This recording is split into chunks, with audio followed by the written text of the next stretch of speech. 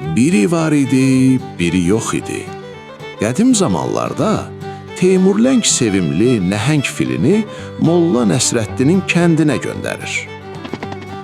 Fil kəndə girən kimi bağları tapdalayır, hasarları sökür, camaatın qış azuqəsini silib süpürür. Kəndlilər cana doyub mollanın qapısına yığılırlar.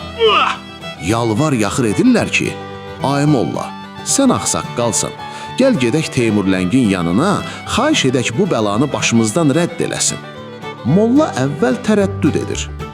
Amma camaat söz verir ki, molla, sən qabağa düş, biz sənin arxandayıq, ölümünə səninləyik. Beləcə yola düşürlər. Amma saraya yaxınlaşdıqca Teymurləngin qorxusundan kəndlilərin canına vəlvələ düşür. Biri ayağım ağrıdı deyib qaçır, o biri evdə uşaq tək qalıb deyib aradan çıxır. Molla Nəsrəddin sarayın nəhəng qapısından içəri girəndə arxasına baxır ki, bir nəfər də qalmayıb. Hamısı qaçıb, molla qalıb tək tənha. Elə bu vaxt Teymurləng gür səslə soruşur. Hə, molla, xeyr ola, nə istəyirsən? Molla öz-özünə fikirləşir, alçaqlar məni tək qoyub qaçdılar. İndi desəm fili apar, Teymur məni boynum vurdurar. Dayan, mən sizin dərsinizi verərəm.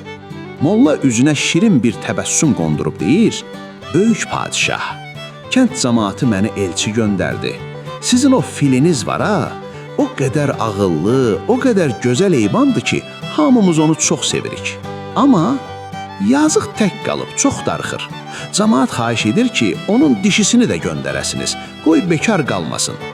Teymurləngin xoşuna gəlir, qəhqəhə çəkir.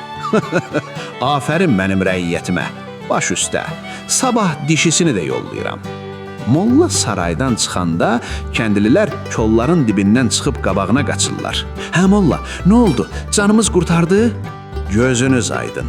Padişah xahişimi yerə salmadı. Sabah filin dişisi də gəlir.